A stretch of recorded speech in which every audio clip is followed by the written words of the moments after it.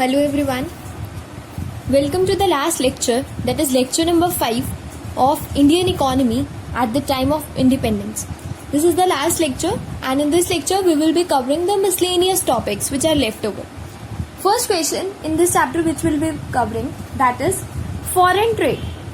Foreign trade under British rule. Foreign trade under British rule. मेरे साथ साथ याद भी करना है सबको. Foreign trade under British rule. बात करते हैं trade. Trade means import and export. Trade means buying and selling और foreign trade means import and export. तो याद रखना है, मैंने पहले भी बताया था, जो इंडिया है ना, इंडिया एग्रीकल्चर सेक्टर पे बहुत ज़्यादा डिपेंडेंट था. बहुत ज़्यादा डिपेंडेंट था. हमारे यहाँ पे रॉ मटेरियल बहुत अच्छा था. तो इंडियन रॉ मटेरियल जो क्या किया जाता था, दैट वॉज एक्सपोर्टेड. क्या किया जाता था? Exported to Britain. That was exported to Britain. ठीक है. और ब्रिटेन से फिनिश्ड गुड्स क्या किए जाते थे? इम्पोर्ट. क्या किए जाते थे? इम्पोर्ट. तो पहला है फॉरेन ट्रेड कैसी थी. हमारी फॉरेन ट्रेड में सबसे पहले आता है कि इंडिया जो था ना, एक्सपोर्टर था रॉ मटेरियल का और इम्पोर्टर था फिनिश गुड्स का. एक्सपोर्टर किसका था? रॉ मटेरियल का. एंड इम्पोर्टर किसका था? फिनिश गुड्स का. क्लियर. तो फॉरेन ट्रेड सबसे पहले ब्रीफ क्रक्स तो यही है कि इंडिया एक्सपोर्टर था रॉ मटेरियल का और इम्पोर्टर था फिनिश्ड गुड्स का. क्लियर. और हम लोग क्या हो गए थे? डिपेंडेंट हो गए थे ब्रिटेन पे. फिनिश गुड्स, हमें जो फिनिश गुड्स चाहिए थे, we are dependent on Britain. ठीक है. सेकेंड पॉइंट जो हमारा आता है, that is monopoly control. Monopoly control of India's foreign trade. Of India's foreign trade. देखो क्या है, उस टाइम पे ना ब्रिटिशर्स रूल था. ठीक है. सबसे पहले ब्रिटिशर्स का रूल था. तो मोनोपोली मतलब ब्रिटिशर्स के पास पावर थी कि वो ट्रेड को कंट्रोल कर रहे थे. वो क्या चाहते थे? वो चाहते थे कि उनका सामान तो यहाँ पर बिके, मतलब ब्रिटिश प्रोडक्ट्स फ्लरिश हो. हमारी हैंडीक्राफ्ट इंडस्ट्री को वो डिस्ट्रॉय करना चाहते थे. तो मैंने यही लिखा. इस पॉइंट में हम लिखेंगे कि ब्रिटिश रूल था. मतलब ब्रिटिशर्स की क्या थी? मोनोपोली थी. किस में? इम्पोर्ट एंड एक्सपोर्ट में. Import and export. उन्हीं की मर्जी थी वो कभी किस पे टैक्स लगा रहे हैं. जान के वो टैक्सेशन पॉलिसी डिफरेंट चार्ज कर रहे थे. कभी तो वो टैक्स फ्री कर रहे हैं. ठीक है. जो उनको चाहिए उसके लिए तो वो टैक्स फ्री कर रहे हैं, और जो उनको नहीं चाहिए वो हमारी मार्केट को डिस्ट्रॉय करने के लिए तो कहीं पे वो टैक्स लगा रहे थे. तो ब्रिटिशर्स का राज शासन था. तो ब्रिटिशर्स का मोनोपोली कंट्रोल था. ठीक है. इम्पोर्ट और एक्सपोर्ट पे. क्यों था? क्योंकि वो क्या चाहते थे कि ब्रिटिश प्रोडक्ट्स फ्लरिश हो. क्या चाहते थे? British products must get flourished, कि उनके प्रोडक्ट्स फ्लरिश हो. हमारी हैंडीक्राफ्ट इंडस्ट्री को वो डिस्ट्रॉय करना चाहते थे. वो अपने प्रोडक्ट्स को फ्लरिश करना चाहते थे. क्लियर है. एंड थर्ड पॉइंट, ट्रेड तो हो रहा था जिसको हम बोलते हैं सरप्लस ट्रेड. बट ट्रेड इस तरीके से हो रहा था, मतलब ट्रेड तो हो रहा था, इम्पोर्ट एक्सपोर्ट तो हो रहा था, बट इस तरीके से हो रहा था. But only to benefit Britishers. सिर्फ ब्रिटिशर्स को बेनिफिट करने के पॉइंट से ट्रेड हो रहा था. कैसा ट्रेड हो रहा था? Only to benefit Britishers. Trade हो रहा था बट टू बेनिफिट ब्रिटिशर्स, क्योंकि ब्रिटिशर्स इम्पोर्ट एक्सपोर्ट उसी हिसाब से कर रहे थे जस्ट उन्हीं को ही बेनिफिट हो. और हमारे को अगर कुछ सरप्लस जनरेट हुआ भी था ना, हमारे को कोई फायदा हुआ भी था, सरप्लस मतलब प्रॉफिट्स, अगर हमें कोई प्रॉफिट जनरेट हुए भी थे, वो हमारे कहाँ पर लग गए थे? वॉर के खर्चों को मीट करने में. उस टाइम लड़ाई चल रही थी, वॉर एक्सपेंसेस मीट करने में हमारे खर्च सारा पैसा लग गया था. तो उस टाइम जो सिचुएशन थी वो यही था, अल्टीमेटली ब्रिटिशर्स को ही फायदा हो रहा था. Clear. These are the 3 points of foreign trade under British rule. Let me revise. India raw material का एक्सपोर्टर था. हमारा इंडिया रॉ मटेरियल के लिए जाना जाता था. तो ये एक्सपोर्ट करते थे ब्रिटेन पे. जब यहाँ पे फिर यहाँ से फाइनल गुड्स बनते थे और ये फिनिश गुड्स को इम्पोर्ट करते थे. तो फर्स्ट पॉइंट है, India is the exporter of raw material and importer of finish goods. Clear. Second point है कि उस टाइम पे फॉरेन ट्रेड पे ब्रिटिशर्स की मोनोपोली थी. उन्हीं की मोनोपोली थी. वो सारा डिसाइड उन्हीं को ही करना होता था, क्योंकि ब्रिटिशर्स का रूल था, ब्रिटिशर्स का ही राज शासन था, तो उन्हीं की मोनोपोली थी. ब्रिटिश प्रोडक्ट वो चाहते क्या थे कि उन्हीं के ही प्रोडक्ट फ्लरिश हो, क्योंकि देखो मेरा अगर राज है तो मैं क्या चाहूंगी, सिर्फ मेरा ही काम चले, मेरे ही फ्लरिश हो, ठीक है। तो सेम ब्रिटिशर्स चाहते थे कि हमारा ही सामान फ्लरिश हो। नेक्स्ट है सरप्लस ट्रेड। ट्रेड तो हो रही थी, इम्पोर्ट एक्सपोर्ट हो रहा था, बट बेनिफिट सिर्फ ब्रिटिशर्स को हो रहा था, क्योंकि अगर हमें कोई प्रॉफिट हुआ भी था तो हमारे वॉर के खर्चों में या फिर एडमिनिस्ट्रेटिव एक्सपेंसेस में ही रह गया था। सिर्फ हमारा खर्चा किस में रह गया था, एडमिनिस्ट्रेटिव एक्सपेंसेस। क्लियर है। इसके बाद आते हैं इस चैप्टर के कुछ 1 मार्क क्वेश्चंस जो हम डिस्कस करने वाले हैं आज। 1 मार्क क्वेश्चंस। सबसे पहले आता है ईयर ऑफ ग्रेट डिवाइड। वो पूछेगा what is the year of great divide. 1921 को ईयर ऑफ ग्रेट डिवाइड माना गया है। कौन से ईयर को, 1921। याद रखना है, इसमें थोड़ा डाटा है आपको जो माइंड में रिटेन करना है। 1921 को ईयर ऑफ ग्रेट डिवाइड माना गया है क्योंकि उस टाइम पे जो पॉपुलेशन थी ना वो कंसिस्टेंटली, मतलब क्या था, पॉपुलेशन ना फ्लक्चुएट हो रही थी। पॉपुलेशन क्या हो रही थी, फ्लक्चुएट। ये नहीं कि लगातार बढ़ रही है या लगातार डिक्रीज हो रही है। पॉपुलेशन वॉज फ्लक्चुएटिंग, कोई कंसिस्टेंट नहीं थी, मतलब कंसिस्टेंट नहीं थी, कभी बढ़ रही है कभी कम हो रही है, कभी एक सेंसस में बढ़ रही थी और दूसरे सेंसस में कम हो रही थी। उसको हम बोलते हैं ईयर ऑफ ग्रेट डिवाइड। 1921 को मार्क किया गया था ईयर ऑफ ग्रेट डिवाइड। और 1921 से पहले क्या हो रहा था, पॉपुलेशन कभी बढ़ रही थी और कभी पॉपुलेशन गिर रही थी। तो याद रखना, प्रायर टू 1921 से पहले पॉपुलेशन कभी बढ़ रही थी और कभी कम हो रही थी, मतलब फ्लक्चुएटिंग थी, ठीक है, फ्लक्चुएटिंग थी। और इसलिए 1921 में आया year of great divide. Next 1 mark question आता है, देखो ऐसे याद रखना, 1921 से पहले जो पॉपुलेशन थी वो फ्लक्चुएटिंग थी। कैसी थी, फ्लक्चुएटिंग, कभी बढ़ रही है कभी गिर रही है। आफ्टर 1921 इट वॉज कंसिस्टेंट, मतलब स्टेबल हो गई थी, लगातार बढ़ ही रही थी, ये नहीं कि कभी बढ़ रही है कभी गिर रही है, इट वॉज कंसिस्टेंटली राइजिंग। तो इसलिए 1921 को कैसा ईयर मार्क किया गया, year of great divide.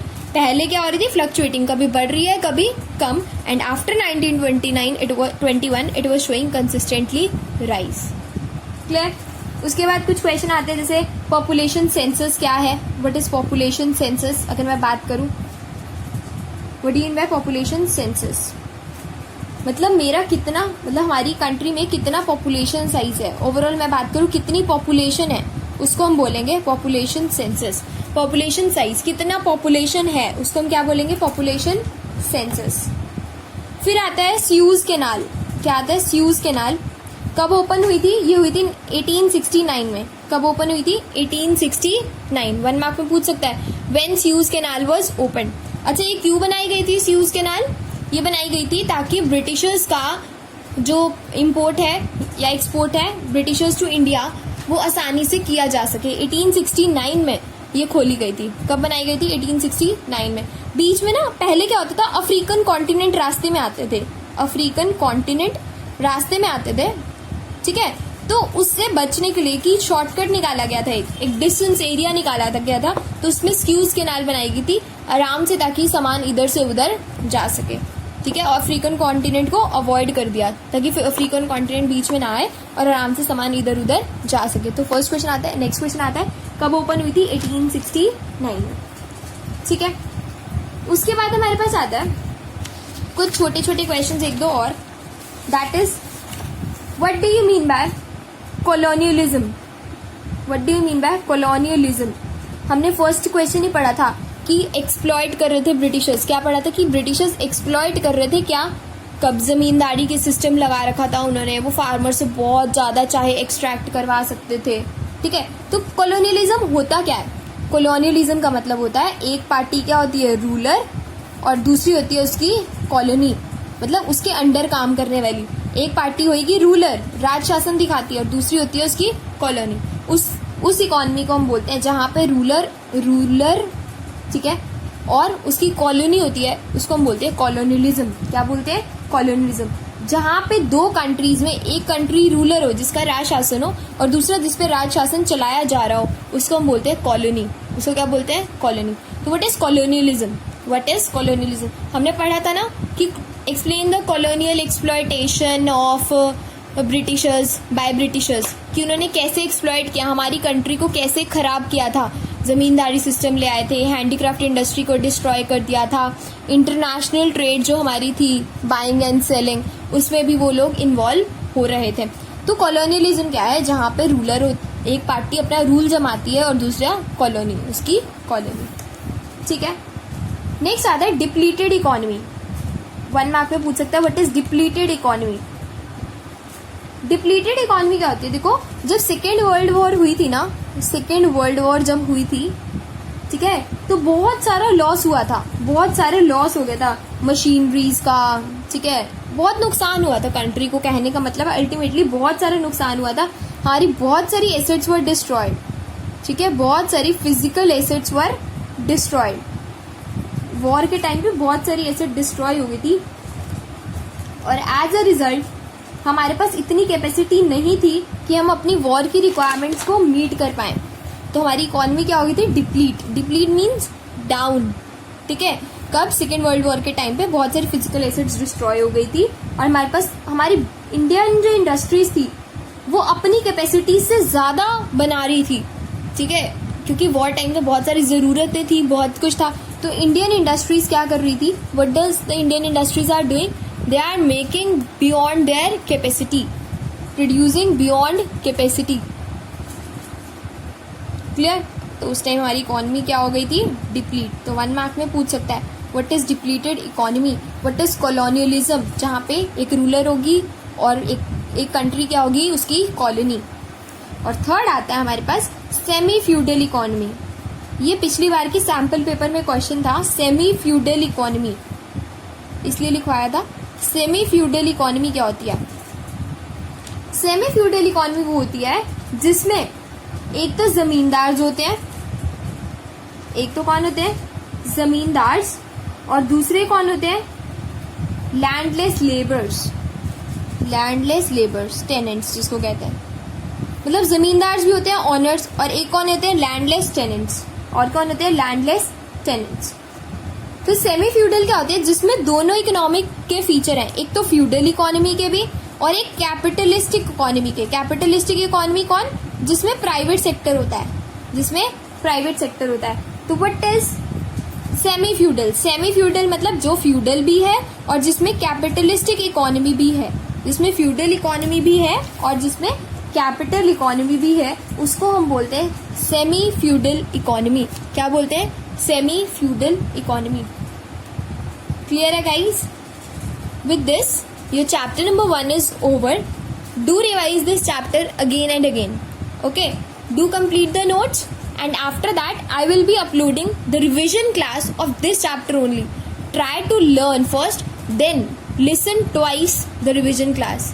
At least listen twice the revision class. It will make you memorize the concept. Okay, and for the other chapters which we have already covered, I will be trying to upload the revision class of that chapters also, so that you can be in link and you are not forgetting what we have already covered. Okay, so I will be uploading the revision class of previous lectures also, previous chapters which we have covered, and side by side we will be covering the new chapter also. Okay, so guys, do make your notes, complete your chapters, and if any doubt arise, do message me. And please do learn these concepts, otherwise the syllabus will get pile up and it will make you in trouble. So please learn. Okay, thank you so much.